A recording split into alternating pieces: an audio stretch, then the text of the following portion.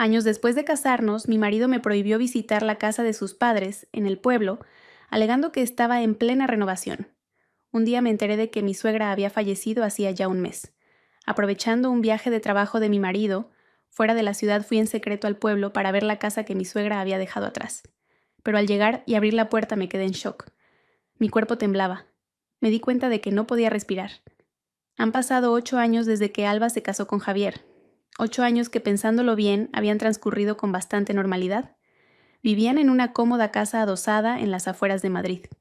Javier trabajaba como director regional en una empresa de logística, lo que les proporcionaba una sólida estabilidad financiera. Alba, una mujer de naturaleza dulce y amable, había decidido centrarse en el cuidado del hogar después de la boda. Su vida parecía ser el ideal que muchos anhelan. Sin embargo, tras la fachada de armonía había una espina que oprimía silenciosamente el corazón de Alba, una puerta que nunca pudo cruzar. Esa puerta era la de la casa de doña Isabel, la madre de Javier, en su pueblo de Extremadura. En 8 años de matrimonio, Alba solo había visto a su suegra en 3 ocasiones. 2 veces al principio de su matrimonio, cuando doña Isabel vino a la ciudad, y una vez cuando visitaron el pueblo durante su primer año de casados. Alba recordaba a doña Isabel como una mujer de pocas palabras, pero de mirada serena. No hablaba mucho, pero sus manos al acariciar la espalda de Alba se sentían sinceras. Alba anhelaba conocer mejor a esa mujer, la mujer que había dado a luz al hombre que amaba. Sin embargo, desde hacía 7 años, esa puerta estaba firmemente cerrada. Cada vez que Alba sugería ir de visita, Javier tenía la misma respuesta. La casa de mamá está en una reforma integral, cariño. Mejor esperamos a que terminen. Al principio Alba lo entendió. Javier le contó que la casa herencia de su difunto padre era muy antigua. La madera estaba podrida. El tejado tenía goteras graves y los cimientos necesitaban ser reforzados. Javier, como hijo único, se sentía totalmente responsable. «Quiero que mi madre viva en una casa digna en su vejez», dijo Javier en aquel entonces, y Alba se sintió orgullosa de tener un marido tan devoto. El primer año, la excusa era plausible. El segundo, Alba comenzó a preguntarse: ¿qué tipo de renovación llevaba tanto tiempo? Han surgido problemas con la estructura del terreno, Alba. Tuvieron que rehacer una parte, y los albañiles son difíciles de manejar, explicaba Javier, con un tono ligeramente irritado que hacía que Alba se sintiera incómoda para seguir preguntando. El tercer, cuarto y quinto año, la renovación se convirtió en una especie de broma amarga en el corazón de Alba. Cada vez que llegaba la Navidad, Alba preparaba los mejores paquetes para doña Isabel, pero siempre era Javier quien los entregaba solo. Así aprovecho para supervisar a los obreros, cariño. El viaje es largo, no quiero que te canses. Además, hay mucho polvo allí, no es bueno para ti. La persuadía Javier con dulzura. Alba, de naturaleza dócil, solo podía asentir y enviarle cariñosos saludos. Con el tiempo, Alba dejó de preguntar. No porque no le importara, sino porque cada pregunta se topaba con el mismo muro sólido. Un muro llamado renovación. La reticencia de Javier a discutirlo en detalle creaba una distancia invisible entre ellos. Javier seguía siendo un buen marido. Era atento, nunca olvidaba llamar, y siempre cubría todas las necesidades de Alba. Pero en lo que respecta a doña Isabel, y la casa del pueblo, Javier se convertía en otra persona reservado y a la defensiva. Alba intentó a menudo contactar a doña Isabel por teléfono. Al principio todavía respondía. La voz de doña Isabel sonaba débil al otro lado. Cuando Alba preguntaba cuándo podría visitarla, doña Isabel solo respondía en voz baja: «Pregúntale a Javier, hija. Yo hago lo que él diga». Sin embargo, durante los últimos 2 años, ese número nunca volvió a estar activo. Se le rompió el móvil. Mamá ya es mayor, le cuesta aprender a usar uno nuevo. Además, en el pueblo apenas hay cobertura, decía Javier. De nuevo una respuesta lógica, pero que sonaba extraña. Esa extrañeza alcanzó su punto álgido hace 3 meses. Era una época de larga sequía. El aire de la ciudad estaba seco y polvoriento. Javier acababa de regresar de uno de sus viajes de supervisión al pueblo. Dijo que tenía que arreglar unos pagos atrasados a los obreros. Volvió tarde por la noche, visiblemente agotado. Cuando Alba le ayudaba a quitarse los zapatos de trabajo junto a la puerta, se quedó helada. Sus caros zapatos Oxford estaban cubiertos de barro, no de simple polvo, sino de un barro rojizo húmedo y pegajoso, como si Javier acabara de caminar por un campo recién arado después de una fuerte lluvia. «Cariño, ¿dónde te has manchado los zapatos de barro?», preguntó Alba en voz baja, tratando de mantener un tono neutro. Javier, que se estaba aflojando la corbata, se congeló. Su rostro cansado se tensó. Miró los zapatos en la mano de Alba y luego desvió la mirada rápidamente. «Ah, eso. De camino paré en la obra de un amigo cerca de allí. Asuntos de trabajo, ya sabes», respondió deprisa. «Demasiado deprisa». Alba tragó saliva. «Pero, Javier, estamos en plena sequía». ¿Dónde podría haber barro húmedo como este? Alba no pretendía acusarlo, solo estaba confundida. Y fue entonces cuando por primera vez Javier le gritó: «¡Qué desconfiada eres! Llevo todo el día trabajando, estoy agotado. ¿Y tú me interrogas por unos zapatos? ¿Acaso crees que te miento? Solo voy al pueblo por asuntos de mi madre. ¿Crees que me divierte ir y venir? Valora un poco mi sacrificio». Alba se quedó de piedra. Sus ojos se llenaron de lágrimas. Nunca le había gritado así. Con manos temblorosas dejó los zapatos en el suelo. «Lo siento, Javier. No era mi intención». «Déjalo», la cortó Javier. Pasó a su lado y se encerró en el baño. Esa noche, Alba durmió dándole la espalda a su marido. Las lágrimas corrían en silencio por sus mejillas. No fue el grito de Javier lo que la hirió, sino la mentira que se olía tan claramente en su tono de voz. Javier ocultaba algo grande. Algo relacionado con el pueblo, con doña Isabel y con la eterna renovación que se había convertido en el muro que separaba a Alba de la familia de su marido. Esa noche, Alba se dio cuenta de que su matrimonio no iba bien. Había una grieta que había estado ignorando, y esa grieta tenía su epicentro en la casa, que supuestamente estaba en obras. La vida continuó con una normalidad forzada. Después del incidente de los zapatos embarrados, Javier se mostró extra dulce. Le compró a Alba un vestido nuevo, la llevó a cenar a un restaurante caro, y no dejaba de halagarla. Alba aceptaba todo con una leve sonrisa. Sabía que era la forma de Javier de expiar su culpa, de intentar remendar la grieta que había abierto esa noche. Alba lo dejó hacer, no porque se hubiera ablandado, sino porque no tenía fuerzas para discutir. Prefirió callar observando a su marido con una nueva cautela. Ese día era sábado. Alba estaba en la cocina colocando en un plato un bizcocho casero que acababa de hacer. Javier leía el periódico en la terraza. El sonido del claxon de un coche rompió el silencio de la mañana. Alba miró por la ventana de la cocina. Un sedán negro y reluciente se detuvo justo delante de su casa. No era un coche que conociera. Un hombre de aspecto muy pulcro salió del vehículo. Llevaba un costoso traje gris y un maletín de cuero fino. El hombre pareció dudar un momento, comprobando la dirección en su móvil antes de llamar al timbre. Alba se arregló rápidamente el pelo y caminó hacia la entrada, cruzándose con Javier, que también se había levantado de su silla con el ceño fruncido. «¿A quién busca, señor?», saludó Javier. Su tono era educado, pero vigilante. El hombre esbozó una sonrisa que no llegó a sus ojos. «Buenos días. ¿Es esta la residencia del señor Javier?» «Sí, soy yo», respondió Javier. «Mi nombre es Serrano», dijo el hombre entregándole una tarjeta de visita. «Soy del bufete de abogados Serrano y Asociados. Tengo un asunto importante que comunicarle en relación con...». El hombre hizo una pausa mirando a Alba, que estaba de pie detrás de Javier. «En relación con doña Isabel». El corazón de Alba sintió un vuelco. El nombre de doña Isabel pronunciado por un abogado. No podían ser buenas noticias. El rostro de Javier se puso pálido al instante. La calma que solía mostrar se desmoronó como una máscara de papel. «Mi madre. ¿Qué le pasa a mi madre?». La voz de Javier temblaba. El señor Serrano lo miró con una expresión indescifrable. «Quizás sería mejor que habláramos dentro, señor. ¿Es un asunto muy personal?». Javier, con movimientos rígidos, invitó al visitante a pasar. Alba lo siguió sintiendo sus dedos helados. Se sentaron en el salón. Alba se apresuró a la cocina a por algo de beber. Le temblaban un poco las manos al servir agua en los vasos. Cuando regresó, oyó al señor Serrano comenzar a hablar. «Señor Javier, señora Alba», dijo con voz tranquila y mesurada. «Estoy aquí en calidad de representante legal designado por la difunta doña Isabel». Alba casi dejó caer la bandeja. Los vasos chocaron, produciendo un tintineo ensordecedor en la silenciosa habitación. «¿Difunta?», repitió Alba casi en un susurro. Miró a Javier buscando una explicación, pero Javier solo estaba sentado inmóvil con la mirada perdida en la mesa. El señor Serrano suspiró profundamente. «Lamento profundamente su pérdida. Doña Isabel falleció hace 32 días. 32 días. Más de un mes». Alba sintió un zumbido en los oídos. El mundo a su alrededor parecía girar. Doña Isabel había muerto hacía más de un mes y ella no sabía nada. Ella, su nuera, no sabía que su suegra ya no estaba. No puede ser», siseó Javier, pero su voz sonaba hueca. «Falleció en el centro de salud del pueblo debido a una insuficiencia renal aguda. Siguiendo sus instrucciones escritas, se me pidió que me pusiera en contacto con usted, en este caso el señor Javier, como único heredero exactamente 30 días después de su fallecimiento para gestionar los asuntos de la herencia», explicó el señor Serrano con la misma monotonía con la que se lee un parte meteorológico. Alba no podía respirar. Miró a Javier esta vez con una ira que comenzaba a arder tras el shock. Javier lo sabía. Tenía que saberlo. Era imposible que su madre muriera y él no se enterara. La sequía los zapatos embarrados, su rostro pálido. Cuando el abogado mencionó el nombre de doña Isabel, todo encajaba. De repente Javier se cubrió el rostro con las manos. Sus hombros se sacudieron. Mamá, sollozó. Alba lo observó con una mirada fría, una actuación muy convincente. Pero Alba ya no le creía. Ya había visto sus mentiras.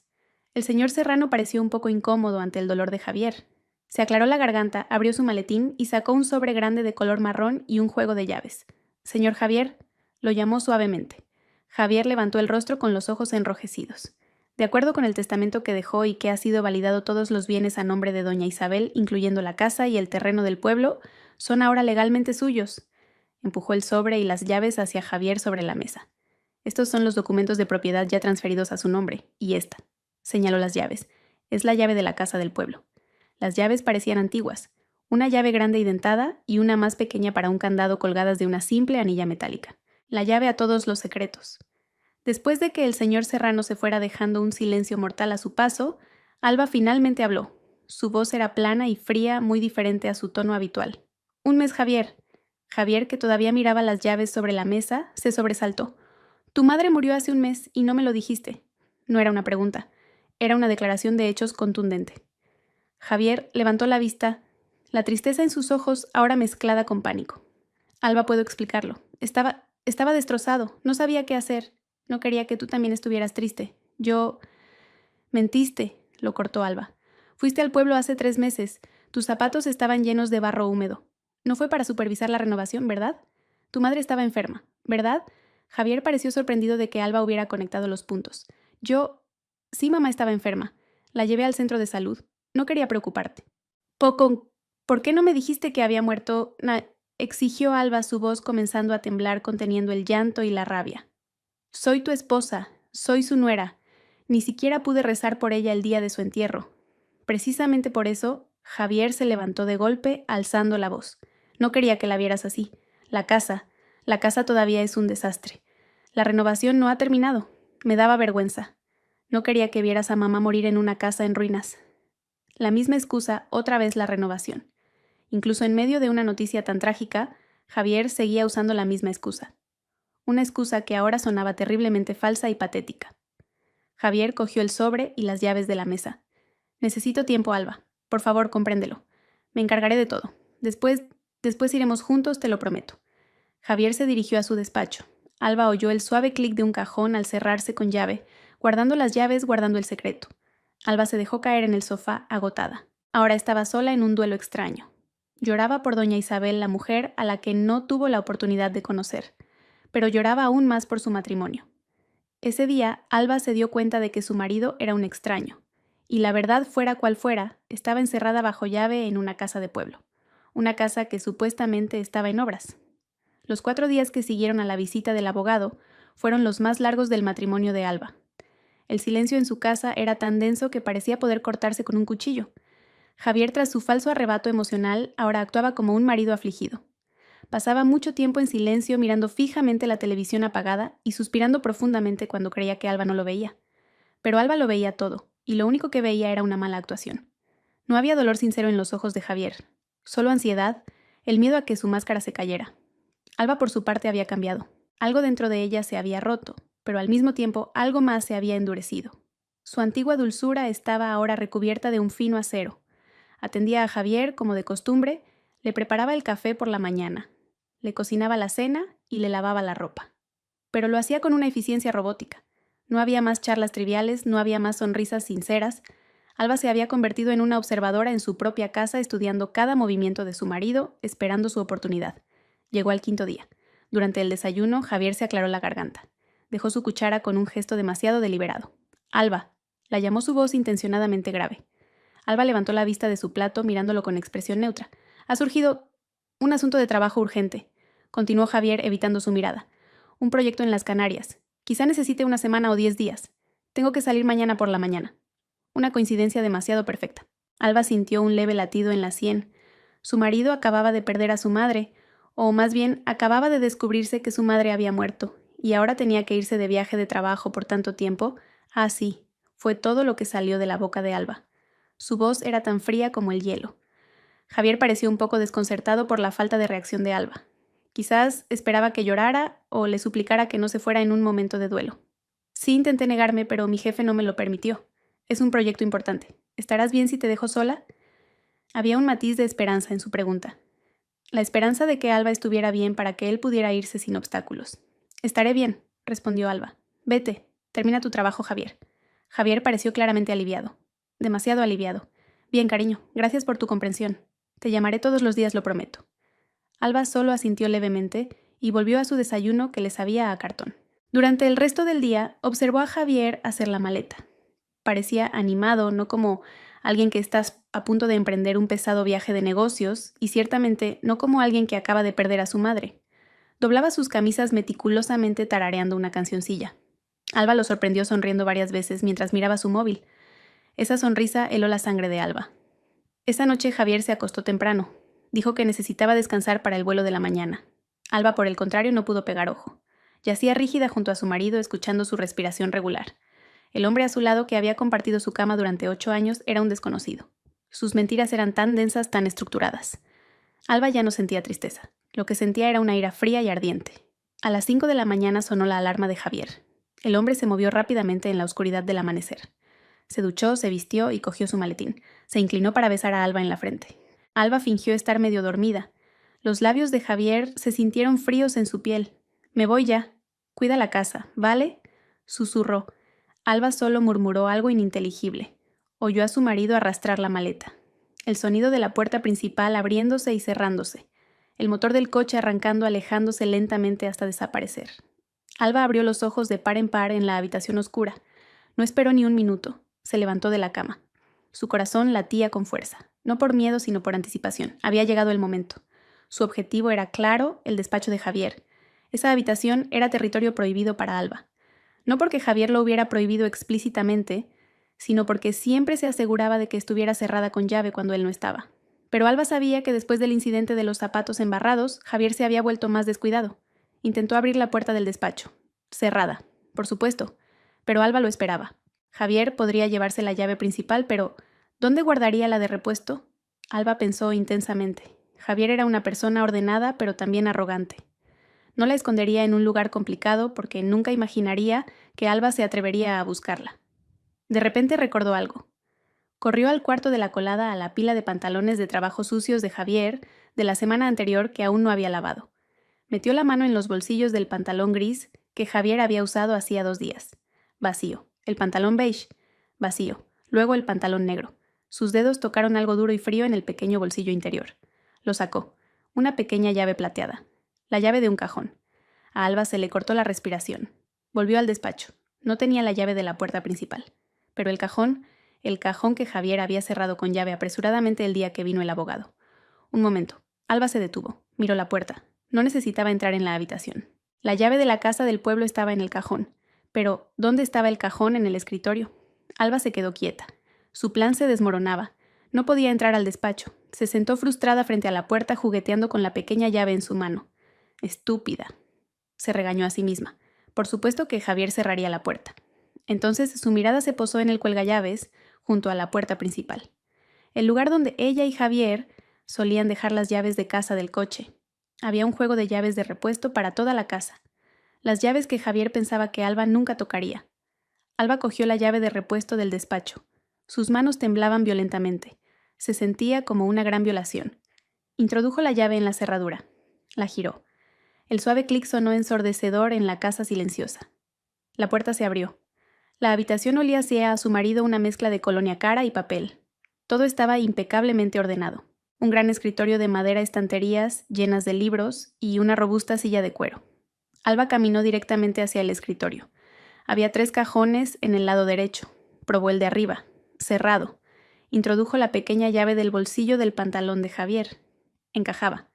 El cajón se abrió sin hacer ruido. Los ojos de Alba se fijaron inmediatamente en el objeto.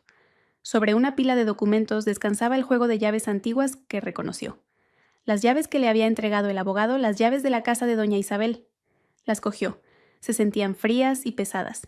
Estaba a punto de cerrar el cajón cuando algo más llamó su atención. Una gruesa carpeta azul debajo de las llaves. El título estaba escrito con pulcritud: Renovación Pueblo. El corazón de Alba latió más deprisa. Con manos temblorosas abrió la carpeta. No contenía planos de arquitecto ni proyectos de construcción. Contenía docenas, quizás cientos de facturas. Facturas por la compra de materiales de construcción. Entonces, Alba las leyó una por una. 100 sacos de cemento, 5 camiones de arena, 50 vigas de acero. Todas de la misma tienda de materiales en Madrid, no en el pueblo. Y las fechas eran increíblemente regulares. Siempre a finales de mes durante los últimos 7 años. Todo parecía demasiado perfecto, demasiado falso. Era el informe financiero de la mentira de su marido. Y entonces lo encontró, escondido entre las facturas de cemento y pintura. Un pequeño trozo de papel doblado. Parecía gastado manoseado. No era una factura. Era una hoja arrancada de un cuaderno. Alba lo desdobló. Era una nota manuscrita. No era la letra rígida y pulcra de Javier. Era una letra inclinada y temblorosa como si hubiera sido escrita con prisa. La letra de una mujer. Solo había una frase corta. Se ha vuelto a acabar la medicina. La necesita. No mamá necesita, sino la necesita. Alba arrugó el papel. ¿Qué medicina? ¿Quién era ella? ¿O él? ¿Quién era la mujer que escribió esa nota? Esto no se trataba de una renovación. No se trataba de una madre enferma. Zapatos embarrados, facturas falsas, un viaje de negocios repentino y una nota misteriosa. La mentira de Javier era mucho más oscura, mucho más profunda de lo que jamás había imaginado. Alba cogió las llaves de la casa del pueblo. Se las guardó en el bolsillo. Volvió a colocar la carpeta y la llave del cajón en su sitio. Cerró el cajón con llave. Salió del despacho, cerró la puerta y devolvió la llave de repuesto a su lugar, sin dejar rastro. Alba se quedó de pie en el salón, que comenzaba a iluminarse con la luz del amanecer. Apretó las llaves en su bolsillo. Su miedo había desaparecido. Lo único que quedaba era una determinación ardiente. Javier le había dado una semana. Era más que suficiente. Iría al pueblo. Abriría esa puerta. Descubriría quién la necesitaba y por qué se había quedado sin medicinas. Y encontraría la verdad por terrible que fuera. Alba se dio solo una hora para prepararse. No podía arriesgarse a que Javier llamara y escuchara el pánico en su voz. Tenía que actuar como si todo fuera normal. Se duchó, rezó el rosario con una devoción forzada, su mente volviendo una y otra vez a las llaves en su bolsillo, y luego hizo una pequeña maleta. No una maleta grande, sería demasiado llamativa. Cogió una mochila que solía usar para ir al gimnasio. Metió 2 cambios de ropa interior y sus artículos de aseo. También guardó todo el dinero en efectivo que tenía en su cartera y en su cajón secreto. No usaría tarjetas. Las transacciones se pueden rastrear. Cogió su móvil y se detuvo. Javier llamaría. ¿Qué debía hacer? Apagó el móvil, luego lo pensó mejor. No, eso sería sospechoso. Javier entraría en pánico y podría volver antes. Encendió el móvil de nuevo. Lo pondría en modo silencio. Si Javier llamaba, lo dejaría sonar. Y más tarde le enviaría un mensaje corto excusándose con que estaba en la ducha o durmiendo. Sería suficiente. Pidió un BTC a la estación de autobuses de Méndez Álvaro, no a la estación de tren de Atocha. La estación de tren era demasiado formal, probablemente con más cámaras de seguridad. La estación de autobuses era un caos organizado, el mejor lugar para desaparecer sin dejar rastro. El viaje a la estación se sintió como un sueño. Alba se sentó en el asiento trasero mirando las calles de la ciudad que comenzaban a llenarse. La gente se apresuraba a ir al trabajo viviendo sus vidas normales. Mientras tanto, Alba sentía que estaba saliendo de su propia vida. Se sentía como una fugitiva. Y sin embargo, solo era una esposa en busca de la verdad. En la estación compró un billete de autobús económico a la ciudad más cercana al pueblo de su marido. Deliberadamente no compró un billete directo a su destino final. No quería que hubiera un registro de su viaje. Pagó en efectivo. El autobús estaba lleno y olía a una mezcla de humanidad y ambientador barato, pero a Alba no le importó. Consiguió un asiento junto a la ventana. Cuando el autobús comenzó a moverse, dejando atrás la ruidosa estación, Alba sintió un extraño alivio. Por primera vez se sentía libre. Libre de una casa llena de mentiras. Libre de la vigilancia de Javier. El viaje duró 5 horas. 5 horas que Alba pasó mirando por la ventana mientras su mente trabajaba febrilmente. El paisaje cambió. Los altos edificios dieron paso a extensiones de olivares y campos de secano. El aire caliente de la ciudad se convirtió en el aire más fresco del campo. Alba intentaba encajar las piezas del rompecabezas. ¿Qué encontraría Javier? Dijo que la casa estaba en ruinas, una reforma total, pero las facturas eran falsas. La nota mencionaba medicinas. Javier dijo que doña Isabel murió en el centro de salud por insuficiencia renal. ¿Era eso también una mentira? ¿Murió doña Isabel en casa? ¿Quién era la de la nota? Era doña Isabel. ¿Y quién era la mujer que la escribió? Alba. Recordó la descripción de Javier de su pueblo. Aislado, había dicho, con malas carreteras, lejos de todo. El autobús se detuvo en la estación de la capital de provincia. Alba se bajó. Le preguntó a un taxista dónde podía encontrar transporte al pueblo de Javier. El taxista la miró. Valle Serena, claro, mujer. El autobús interurbano que va para allá es el azul, sale desde el otro lado de la dársena. Valle Serena. Así que ese era el verdadero nombre del pueblo, y al parecer no era nada difícil llegar. No está aislado, pensó Alba para sí misma. La primera mentira confirmada. Se subió al autobús lleno de mujeres que volvían del mercado. Otra hora de viaje por carreteras asfaltadas y en buen estado. Lejos de la descripción de Javier de malas carreteras. Alba se sentó en silencio. Su corazón latía cada vez más rápido a medida que el autobús se acercaba a su destino. ¿La casa de la difunta doña Isabel? Preguntó Alba en voz baja a una señora sentada a su lado. La mujer ocupada con su cesta de verduras se giró de inmediato. Su rostro era amable, pero su mirada se tornó compasiva. Ay, pobrecita. Sí, claro. Usted que es de ella hace ya más de un mes que se nos fue. Soy una pariente lejana, mintió Alba. No se atrevía a admitir que era su nuera. Se avergonzaría si supieran que no había asistido al funeral. Oh, pues la casa está todo recto, hija. Bájese en el cruce que hay frente al ayuntamiento. Desde allí camina un poco, entra en el callejón al lado del bar. Su casa es la última, la de la fachada blanca. Tiene un jardín precioso. Alba se quedó atónita. Un jardín precioso. Fachada blanca. Gracias, señora. Alba se bajó en el cruce exactamente como le habían indicado. El aire del pueblo era limpio. El ambiente tranquilo, muy diferente de la imagen de aislamiento que Javier había creado. Caminó siguiendo las indicaciones. Vio el bar y un pequeño callejón a su lado. Alba respiró hondo. Caminó por el callejón. Estaba limpio, pavimentado con adoquines. A ambos lados había varias casas de pueblo bien cuidadas. Y entonces llegó al final del callejón. Allí estaba la casa. Y Alba se detuvo en seco. Sus pies parecían pegados al suelo. Esta no era una casa en obras. No era una casa en ruinas. La casa frente a ella era una casa hermosa. Mucho más hermosa que la suya en la ciudad. Era de estilo rústico moderno, pero conservando un aire tradicional. Las paredes estaban encaladas de un blanco impecable. Grandes ventanas con marcos de madera de roble barnizada brillaban al sol, y el jardín estaba exquisitamente cuidado. Césped verde y espeso como una alfombra, rosales, geranios y jazmines en plena floración. No había ni una sola señal de renovación. Ni polvo, ni montones de arena, ni albañiles.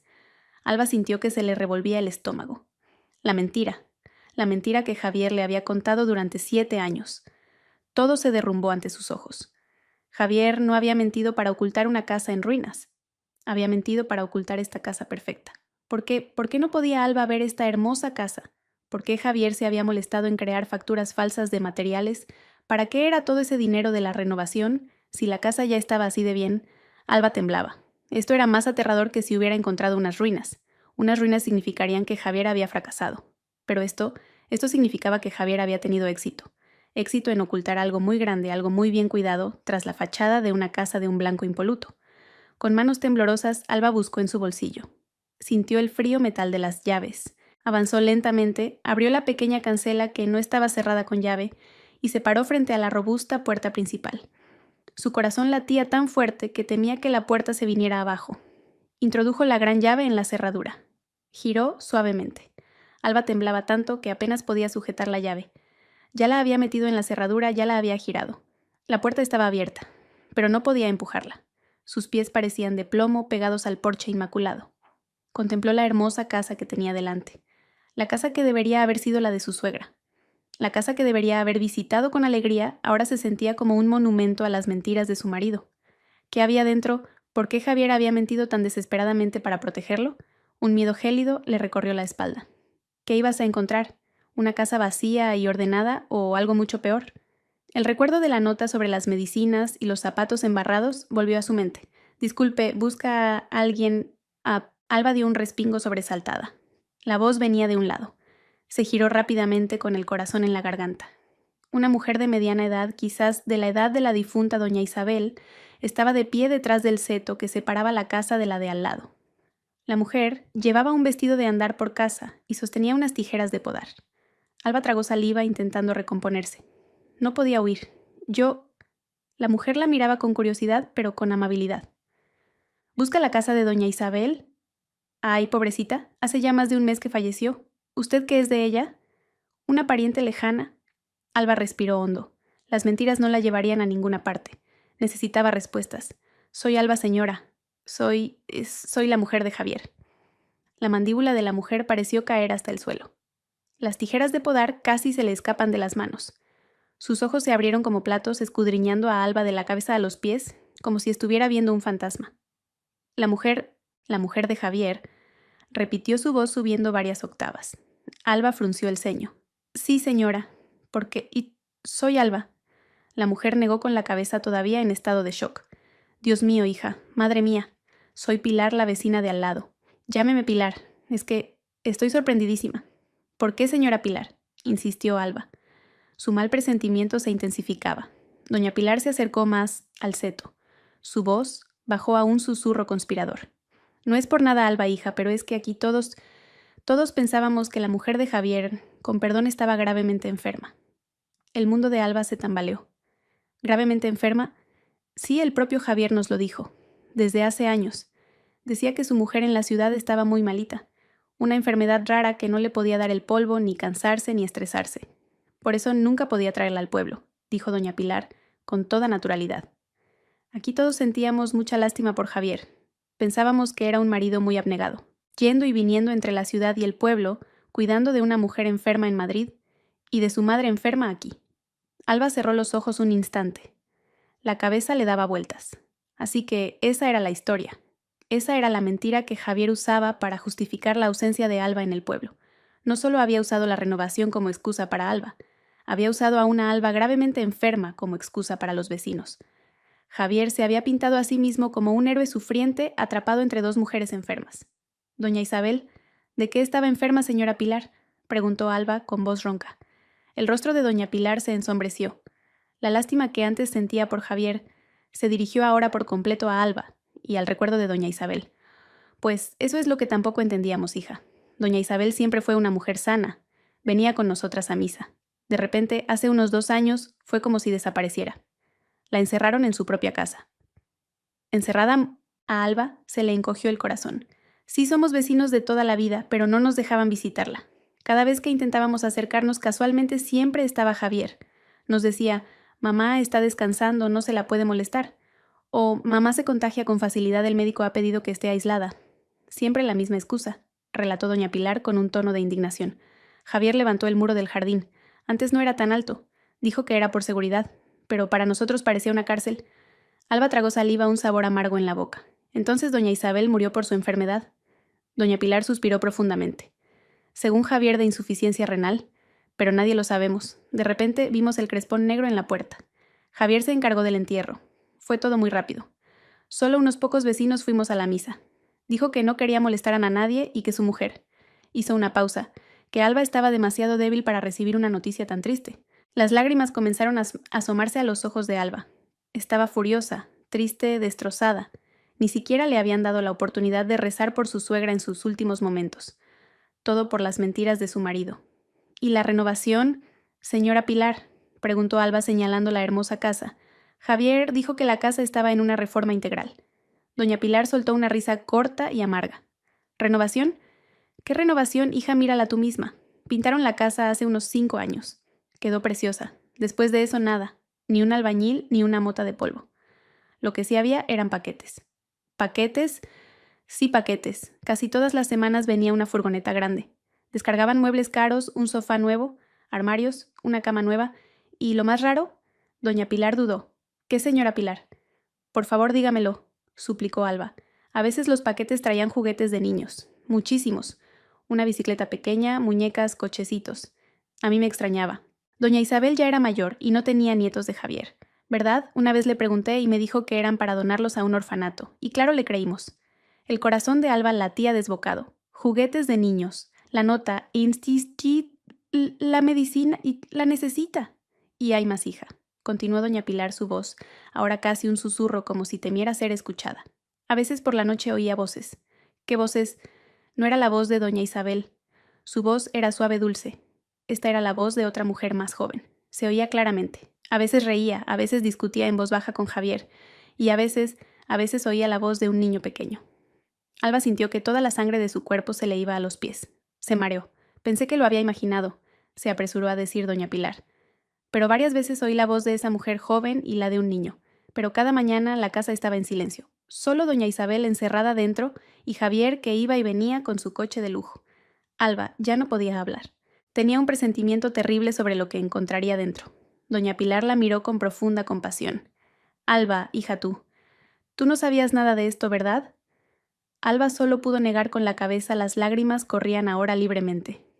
Dios mío, ten paciencia, hija. Bueno, no quiero meterme más. Es la casa de tu marido.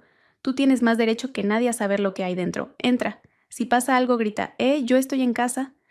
Alba sintió incapaz de dar las gracias. Se secó las lágrimas. Su miedo había desaparecido reemplazado por una ira fría y una determinación inquebrantable. Doña Pilar volvió a su casa dejando a Alba sola frente a la puerta. Alba respiró hondo. Giró el pomo de la puerta ya abierta. Con un fuerte empujón la abrió. Abrió la caja de Pandora que Javier había mantenido oculta durante 7 años. La puerta se abrió sin hacer ruido. Las bisagras estaban bien engrasadas. Lo primero que recibió a Alba fue una corriente de aire frío, un frío antinatural como el de un aire acondicionado puesto demasiado bajo, y un olor. Una extraña mezcla de un caro ambientador de jazmín, un leve olor a antiséptico y algo cerrado como una habitación que lleva mucho tiempo sin ventilar. Alba entró y cerró la puerta tras de sí. El silencio dentro de la casa era tan denso que parecía absorber todos los sonidos. Se quedó de pie en el salón con los ojos muy abiertos. Esto no era una casa de pueblo, esto era el interior de una revista de diseño. El suelo era de mármol crema brillante. El sofá enorme de cuero genuino color marfil. Una televisión de pantalla plana gigante colgaba de una pared revestida de paneles de madera. Todos los muebles parecían nuevos, caros y completamente intactos. La casa era más lujosa que la suya en Madrid, mucho más. Entonces sus ojos se posaron en la pared. Estaba llena de marcos de fotos. Docenas de marcos de plata a juego. Alba se acercó. El corazón le latía con fuerza. Eran todo fotos de Javier. Javier sonriendo frente a la Torre Eiffel. Javier esquiando en un lugar que parecía los Pirineos. Javier sosteniendo un trofeo de golf. Javier posando junto a un coche deportivo de lujo que Alba nunca había visto. Pero no había ni una sola foto de doña Isabel. Y lo que era más doloroso, no había ni una sola foto de Alba, ni de su boda, ni de la graduación de Alba a la que Javier había asistido. No había rastro de ella. En 8 años de matrimonio, en la casa que supuestamente se renovaba para su madre, la existencia de Alba había sido completamente borrada, como si nunca hubiera existido. Alba caminó tambaleándose más allá del salón hacia el interior de la casa. Pasó por un comedor con una mesa de madera maciza para 8 personas. Sobre ella un jarrón de cristal sin flores. Luego entró en la cocina. Era una cocina de exposición vitrocerámica de inducción, un frigorífico de 2 puertas de acero inoxidable, un horno moderno. Todo reluciente como si nunca se hubiera usado para cocinar. En la puerta del frigorífico algo llamó su atención, un dibujo. Era un típico dibujo infantil hecho con ceras de colores. Representaba a 3 personas. Una figura alta que supuso era un hombre, una figura más pequeña a su lado con el pelo largo y la figura más pequeña de todas en el medio entre las dos. Se daban la mano bajo un sol sonriente.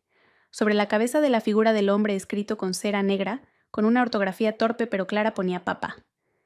A Alba se le cortó la respiración. Papá. Sus manos temblaron al tocar el dibujo. Era la prueba. La prueba de lo que había dicho doña Pilar, había un niño en esta casa. Alba se dio la vuelta. Sus ojos buscaban frenéticamente. Caminó por un pasillo más profundo.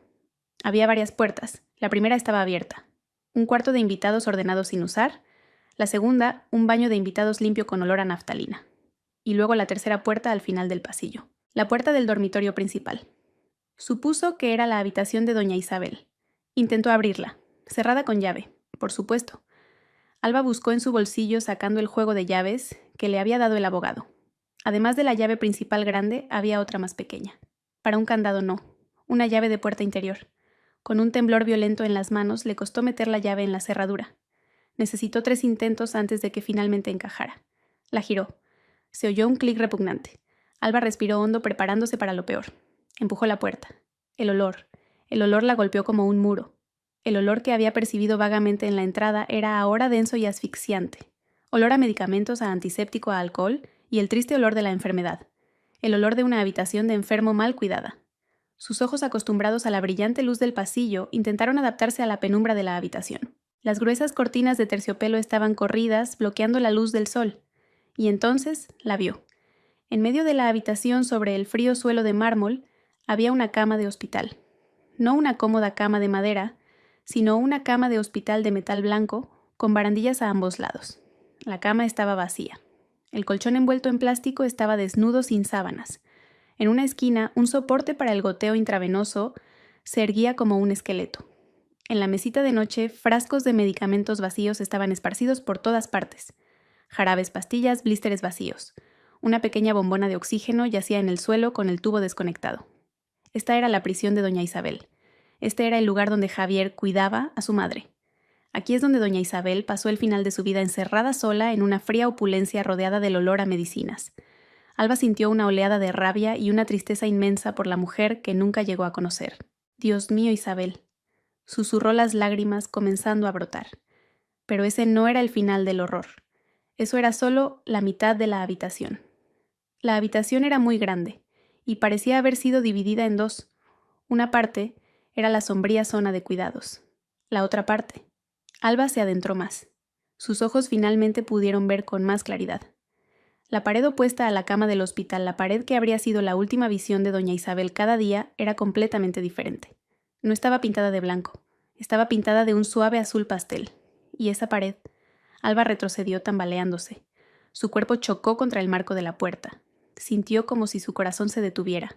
Esa pared estaba llena de fotos, fotos muy diferentes a las del salón. Eran fotos de Javier, pero no estaba solo. En cada foto, Javier abrazaba a una mujer diferente. Mucho más joven que Alba, con el pelo largo y suelto y una sonrisa radiante. Parecían increíblemente felices, muy enamorados. Y había un niño pequeño de unos 4 o 5 años, un niño con los mismos ojos y la misma sonrisa que Javier. Alba vio una foto de ellos en la playa con Javier llevando al niño sobre sus hombros. Vio una foto en una fiesta de cumpleaños con Javier y la mujer besando las mejillas del niño. Vio una foto de los tres en el sofá de cuero blanco del salón, abrazados como la familia perfecta. Y entonces, Alba vio la foto más repugnante de todas. La foto estaba tomada en esta misma habitación. Javier, su amante y su hijo estaban de pie a los pies de la cama del hospital. Los tres sonreían a la cámara. Al fondo en la cama yacía la figura frágil y delgada de doña Isabel con la mirada perdida. Obligada a ser el telón de fondo de la falsa felicidad de su hijo, Alba no podía respirar. Se agarró el pecho. El aire de la habitación se sentía tóxico. La renovación. Alba finalmente lo entendió. La renovación de la que hablaba Javier no era la reforma de una casa. Era su vida. Javier había renovado su vida entera. Tenía 2 familias. Alba, la esposa legítima, en la ciudad la enfermiza a la que no se podía molestar. Y esta, su amante, su familia secreta a la que escondía en el pueblo, en la casa de su propia madre. El dinero de la renovación durante 7 años, las facturas falsas, los muebles de lujo, los juguetes, todo era para ellos, todo financiado por una mentira. Y doña Isabel fue el testigo silencioso. Fue una prisionera en su propia casa, obligada a ver cómo su hijo construía un paraíso para otra mujer, mientras a ella la dejaban morir lentamente en la misma habitación. La nota: se ha vuelto a acabar la medicina, la necesita. No era para doña Isabel. Debía ser una nota de esa mujer. Para su hijo. El temblor en el cuerpo de Alba se volvió incontrolable. Esto no era solo una infidelidad. Esto era una atrocidad. Era una crueldad inimaginable. Su marido Javier, el hombre que dormía a su lado, el hombre al que Alba se derrumbó. Su espalda se deslizó por el marco de la puerta hasta quedar sentada en el frío suelo del pasillo. No podía llorar. Estaba demasiado conmocionada.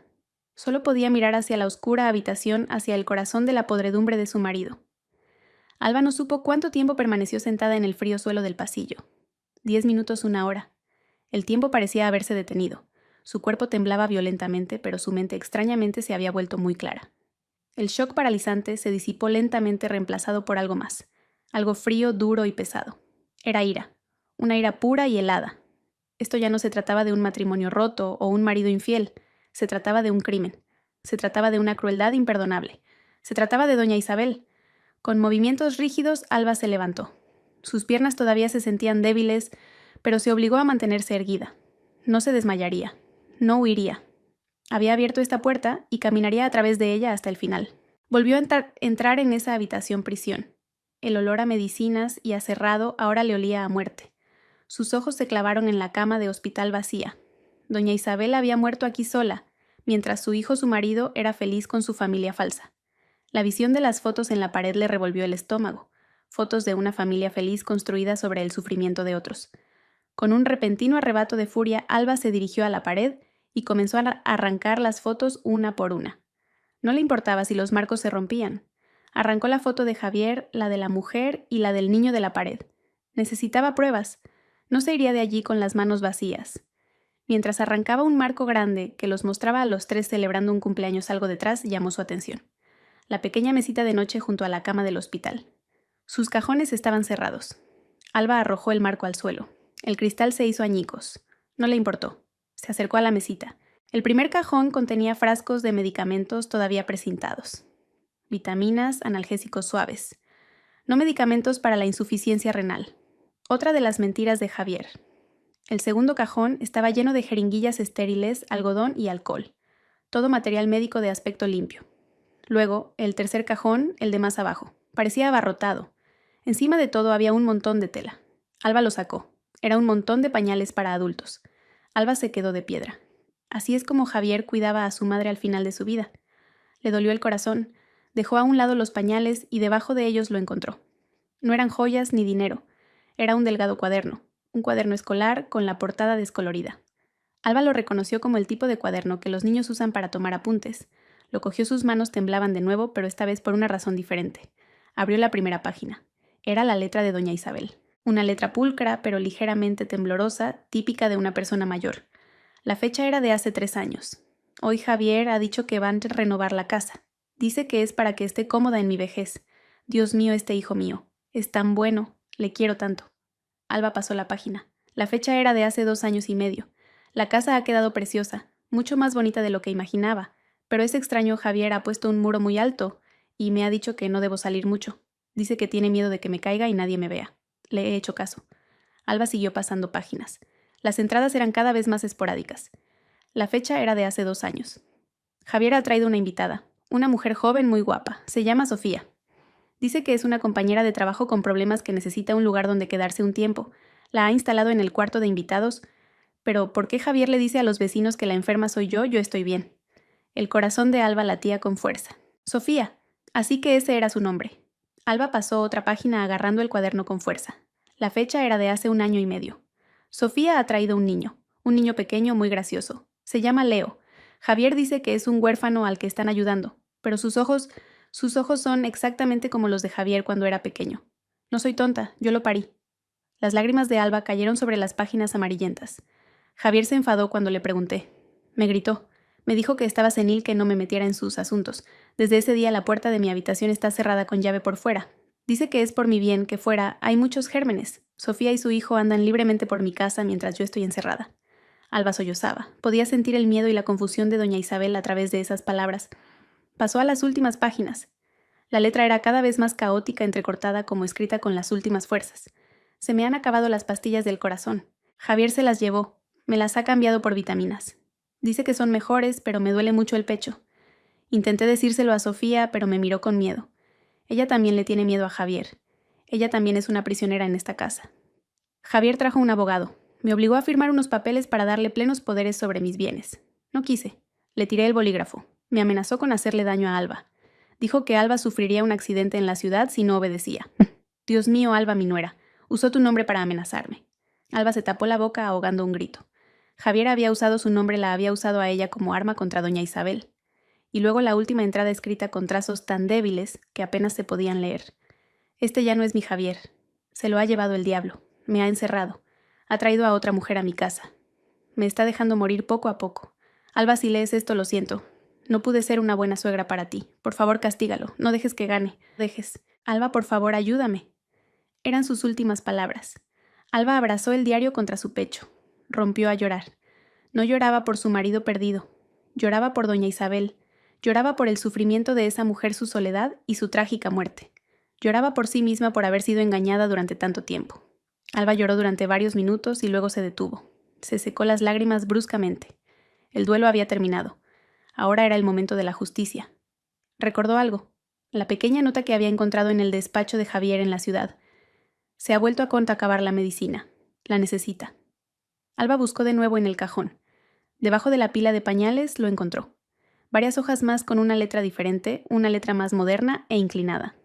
La letra de Sofía. Las notas contenían listas de la compra leche de fórmula para Leo pañales, talla M para Leo medicina, para la fiebre de Leo. Alba lo entendió por fin. La nota sobre la medicina que había encontrado no era para doña Isabel. Era para Leo, el hijo de Javier. A Javier le importaba más la medicina para la fiebre de su hijo ilegítimo que las pastillas para el corazón de su propia madre. Alba cogió el diario de doña Isabel, cogió los trozos de las fotos de la familia falsa. Cogió el resto de las notas de Sofía. Estas eran sus pruebas. Estas eran sus armas. Salió de esa maldita habitación cerrando la puerta de un portazo. Pasó por la cocina impecable, por el lujoso salón, y no sintió nada más que asco. Esta casa no era un hogar, era una hermosa tumba. Una tumba para doña Isabel y una tumba para el matrimonio de Alba. Salió por la puerta principal de vuelta a la luz del sol. El aire fresco le dolió en sus pulmones oprimidos. Agarró el diario con fuerza. Sabía lo que tenía que hacer. Alba se detuvo un momento en el porche dejando que sus ojos se acostumbraran a la deslumbrante luz del sol. Respiró hondo. El aire limpio del pueblo contrastaba con la suciedad que acababa de presenciar. Tenía que actuar rápido antes de que su frágil calma se rompiera. Su primer destino era la casa de doña Pilar. Caminó a toda prisa hacia el seto. Sus manos todavía aferraban el diario y el montón de fotos. Doña Pilar debía de haber estado espiando por la ventana porque en cuanto Alba apareció, la mujer salió a su porche con el rostro lleno de ansiedad. «Alba, hija, ¿qué ha pasado? Dios mío, estás pálida como la cera». Alba no tenía tiempo para preámbulos. Se dirigió a la cancela de la casa de doña Pilar. «Señora Pilar», dijo su voz plana y fría sorprendiendo a la vecina, «necesito su ayuda». «¿Qué pasa, hija? ¿Qué has encontrado?» Alba no respondió. Simplemente levantó el diario. «¿Puedo entrar en su casa? ¿Necesito hacer una llamada?» Doña Pilar, viendo la seriedad en los ojos de Alba, asintió rápidamente. «Claro, claro, hija. Entra, por favor». Doña Pilar la llevó a su modesto y fresco salón. Alba se sentó en el borde de una silla con el cuerpo rígido. «Fui envenenada por sus mentiras, señora Pilar. Pero a doña Isabel, a ella la asesinaron», dijo Alba en voz baja mirando al frente. Doña Pilar se quedó sin aliento. «Madre del amor hermoso, asesinada, ¿cómo, hija?» La encerró, le quitó sus medicinas, la dejó morir. Mientras mi marido... Alba escupió la palabra marido como si fuera veneno. Vivía aquí con otra mujer y su hijo. Los ojos de doña Pilar se abrieron con horror. Entonces era verdad lo de la voz de la mujer y el niño. Dios mío, ¿y quién es esa mujer, hija? Se llama Sofía, respondió Alba. Está todo en el diario de doña Isabel. Doña Pilar se dejó caer en una silla frente a Alba. Sofía, me suena ese nombre. Sí, a veces cuando Javier hablaba por teléfono en el coche se oía. La llamaba por ese nombre. Pensé que era una compañera de trabajo de la ciudad. No era una compañera de trabajo, dijo Alba. Señora Pilar, tengo que llamar a un abogado. El abogado que vino a mi casa. No recuerdo el número, pero sí el nombre del bufete. Usa mi teléfono, hija, úsalo, dijo doña Pilar, señalando un teléfono fijo sobre una mesita. Alba buscó rápidamente en su móvil la información de contacto del bufete Serrano y Asociados. La encontró. Su corazón latía con fuerza. Marcó el número en el teléfono de doña Pilar. «Bufete Serrano y Asociados, buenos días». Saludó una voz al otro lado. «Necesito hablar con el señor Serrano. Inmediatamente. Es una emergencia. Dígale que llama a Alba, la mujer del difunto Javier, nuera de doña Isabel». Hubo una breve pausa. «Espere un momento, por favor, señora». Alba esperó golpeando el suelo con el pie sin darse cuenta. «Señora Alba».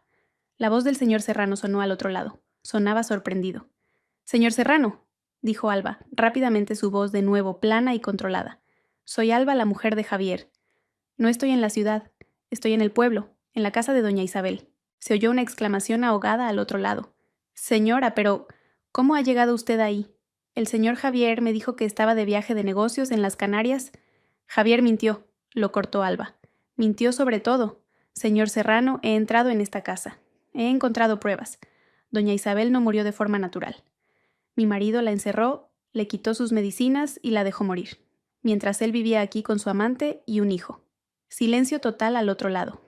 Alba pudo oír al señor Serrano tomar una respiración larga y pesada. Lo sospechaba, dijo finalmente el señor Serrano, su voz ahora sombría y enfadada. No a este nivel, pero sospechaba.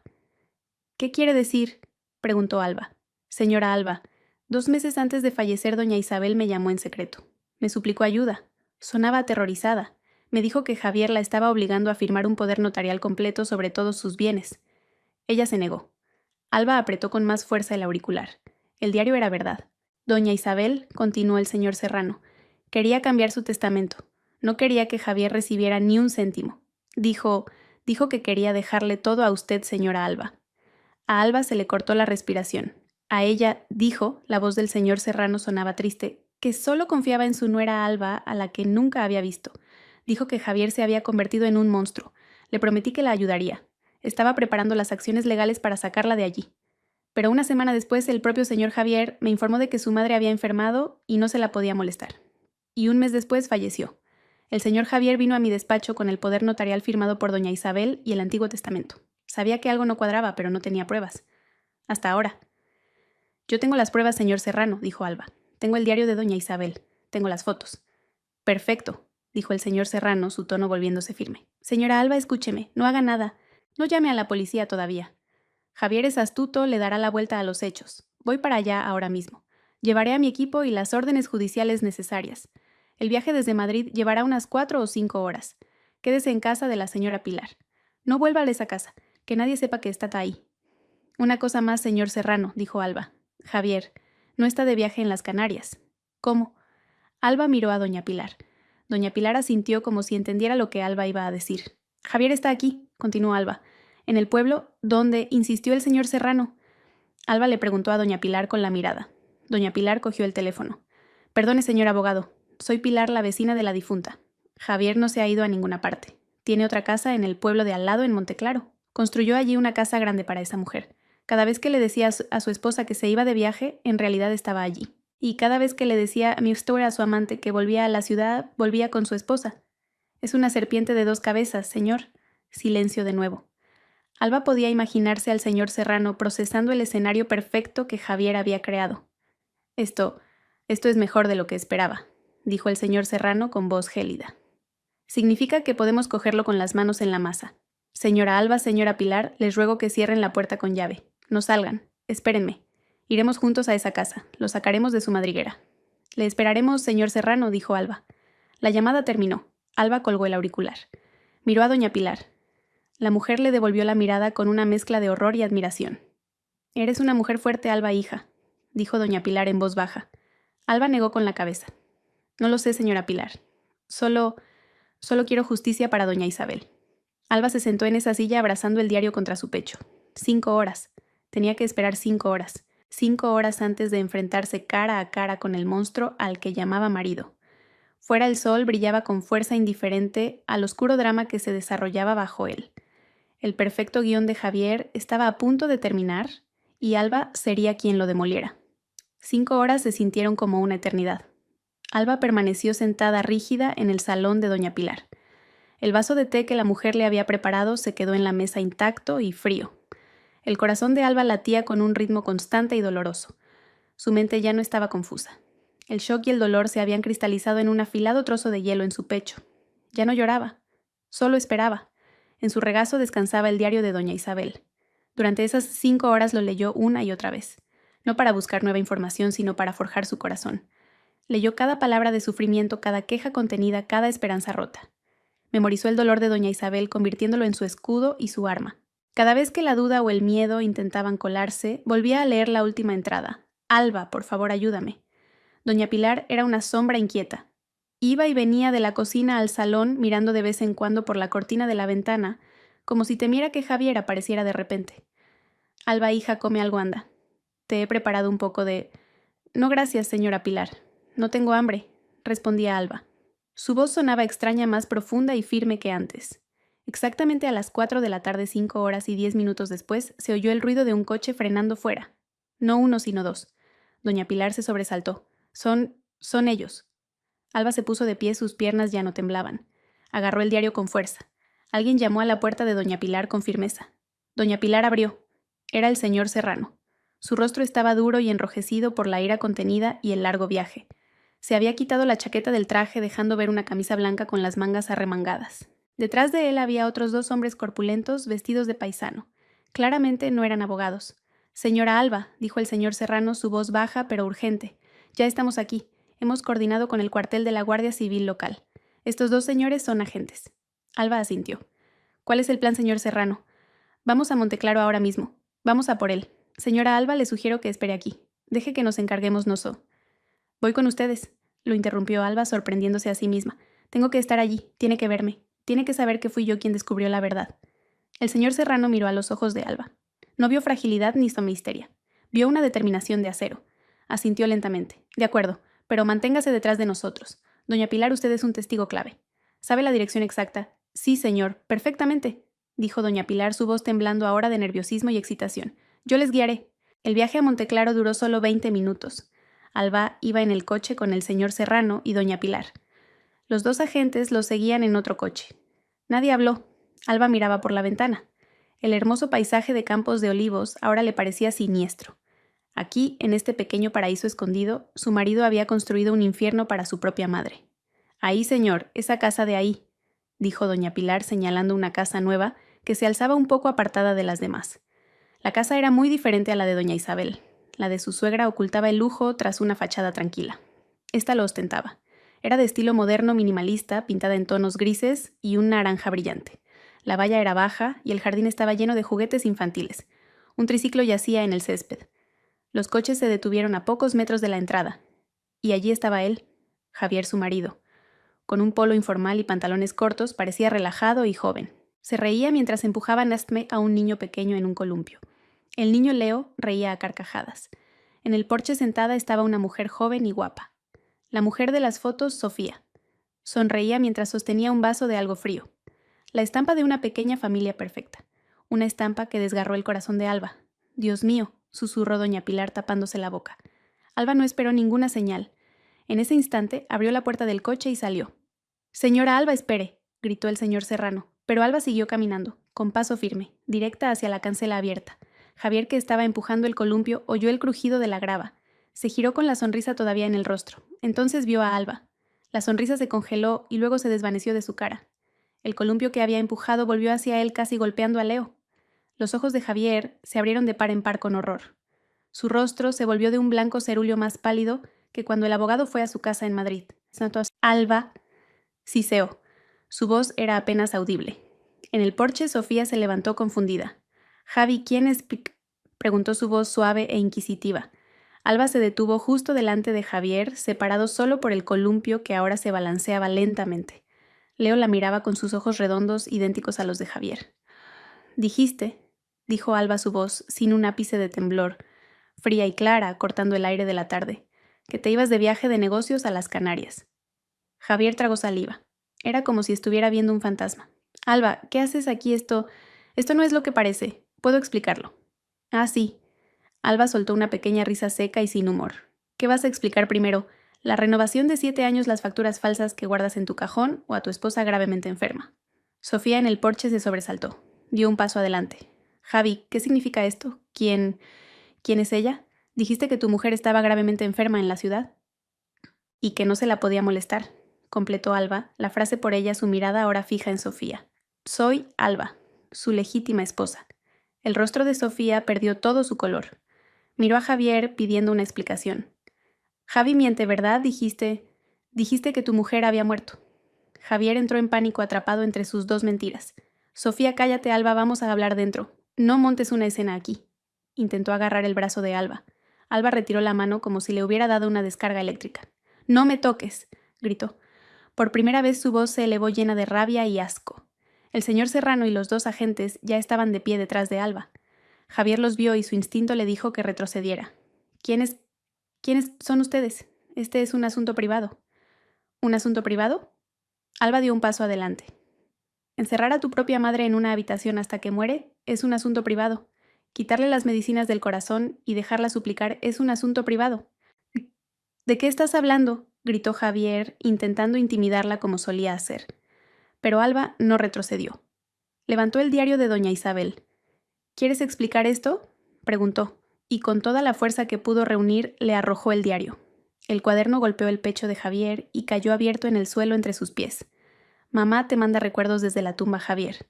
Fue entonces cuando la función terminó. «Deténganlo», dijo el señor Serrano con calma. Los dos agentes se movieron rápidamente. Agarraron a Javier por los brazos. «Suéltenme, no tienen derecho, no he hecho nada», comenzó a forcejear Javier. El pánico de un cobarde atrapado era evidente. «Señor Javier», dijo el señor Serrano, su voz oficial y fría. «Soy Serrano, representante legal de la difunta doña Isabel. Queda usted detenido para ser interrogado por presunta falsedad documental, apropiación indebida y abandono deliberado con resultado de muerte».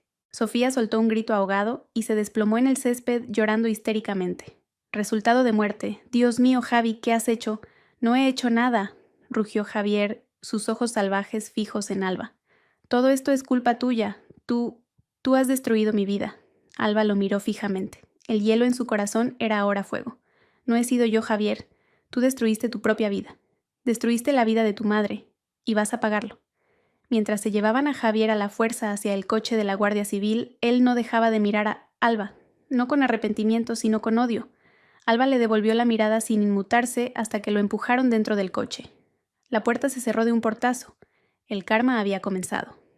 Mientras el coche de la Guardia Civil que se llevaba a Javier se alejaba una nube de polvo, se levantó en el jardín. Un extraño silencio se apoderó de la casa roto, solo por el llanto histérico de Sofía y los sollozos de Leo, que había comenzado a llorar asustado al ver cómo se llevaban a su padre. Alba se quedó inmóvil. La adrenalina que la había impulsado se disipó, dejándola con un cansancio abrumador.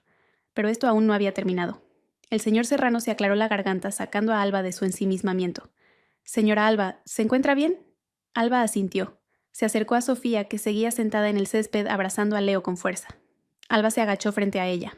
Sofía la miró con los ojos hinchados, una mezcla de odio, miedo y confusión. «¿Qué te dijo a ti?», preguntó Alba. Su voz era ahora suave. No por piedad, sino porque necesitaba saber cuán profundo era el pozo de mentiras que Javier había cavado. Me dijo que se llamaba Javier Santos», sollozó Sofía. «Dijo que era un exitoso empresario de Madrid, viudo, que su mujer había muerto en un accidente de tráfico. Nos conocimos en un congreso. Me dijo que doña Isabel era su madre que estaba senil y me odiaba, que por eso tenía que estar bajo cuidados especiales. Dios mío, dijo que doña Isabel no quería tomarse las medicinas, así que él se las administraba». Sofía comenzó a darse cuenta. No era solo la amante. Era una pieza más, el instrumento que Javier usó para perfeccionar su crimen. Vivió en esa casa disfrutando del lujo, mientras en la habitación de al lado dejaban morir lentamente a una anciana. «Nos engañó a todas», dijo Alba en voz baja. «Me engañó a mí, engañó a su madre y te engañó a ti. Ahora tienes una opción. Seguir llorando por esta mentira o ayudarme a mí y a doña Isabel a obtener justicia». Los ojos llorosos de Sofía se encontraron con los de Alba. En ellos vio fuerza. ¿Qué tengo que hacer?» «Decir la verdad», dijo el señor Serrano, que se había acercado.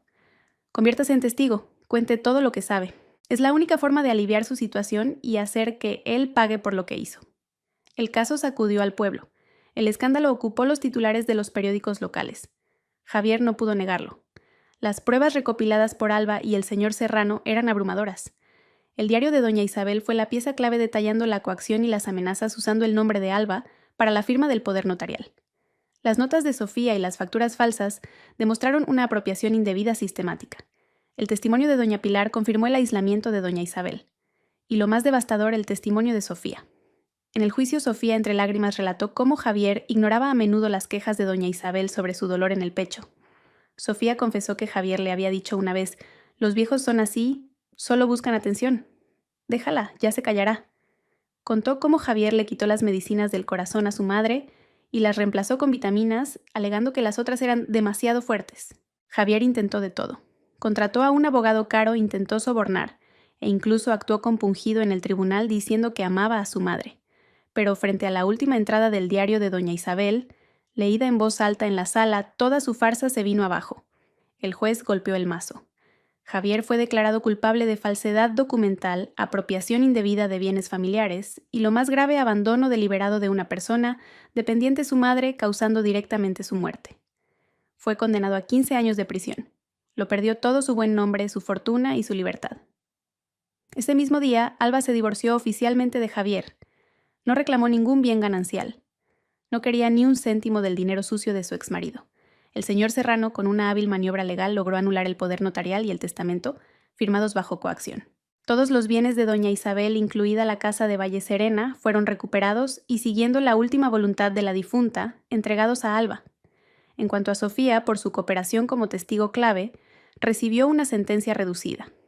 La casa de Monteclaro, construida con dinero ilícito, fue confiscada por el Estado. Sin embargo, Alba, en un último acto que cerró ese capítulo, pidió al señor Serrano que se asegurara de que Sofía y su hijo inocente tuvieran un lugar digno donde vivir. Alba no lo hizo por Sofía, lo hizo por sí misma para liberarse de los últimos vestigios del veneno de Javier en su vida. Un año después, Valle Serena parecía más luminoso. La casa al final del callejón ahora lucía diferente. El alto muro que antes parecía una prisión había sido reemplazado por un seto bajo y cuidado. La cancela estaba siempre abierta de par en par. Alba, vestida con un alegre vestido de verano, regaba los jazmines del jardín. El jardín estaba ahora más frondoso, lleno de flores aromáticas. Ya no vivía en la ciudad. Había encontrado la paz en esta casa. Dentro, el olor a medicinas y a cerrado había desaparecido hacía mucho tiempo. El rígido salón ahora estaba lleno de alfombras cálidas y cojines de colores vivos. Las fotos de Javier habían sido quemadas. Las paredes ahora estaban decoradas con grabados de paisajes que transmitían calma. Y esa habitación, la habitación donde doña Isabel estuvo encerrada. La puerta ahora estaba siempre abierta. La cama de hospital había desaparecido. La pared que una vez estuvo llena de fotos falsas había sido pintada de un suave color marfil. Sus grandes ventanas estaban abiertas de par en par, dejando entrar la brisa fresca y las risas de los niños. La habitación se había transformado por completo. Ahora estaba llena de estanterías de colores mesitas y cojines en el suelo. Los niños del pueblo se arremolinaban dentro absortos en la lectura. Sobre la puerta de la habitación colgaba una sencilla pero elegante placa de madera con una hermosa inscripción: Biblioteca Infantil Doña Isabel. El saber es luz. Doña Pilar vino de la casa de al lado trayendo una bandeja con 2 vasos de té helado y un plato de churros recién hechos. «Ya es tarde, Alba, hija, te va a dar el fresco», dijo sonriendo. Alba le devolvió la sonrisa, una sonrisa sincera que venía del corazón. «Un ratito más, Pilar. El aire es maravilloso». Alba miró la placa. Lo había logrado. No solo había castigado a Javier, no solo había obtenido justicia para doña Isabel, había redimido el sufrimiento de esa casa convirtiendo una habitación prisión en una fuente de conocimiento. Había transformado la oscuridad en luz, era libre, y finalmente estaba en paz. Gracias a todos por seguir, espero que esta historia despierte su interés por los temas sociales. Si te conmueve, dale like, comenta, comparte y suscríbete a mi canal. Juntos difundamos energía positiva y protejamos la luz. Gracias.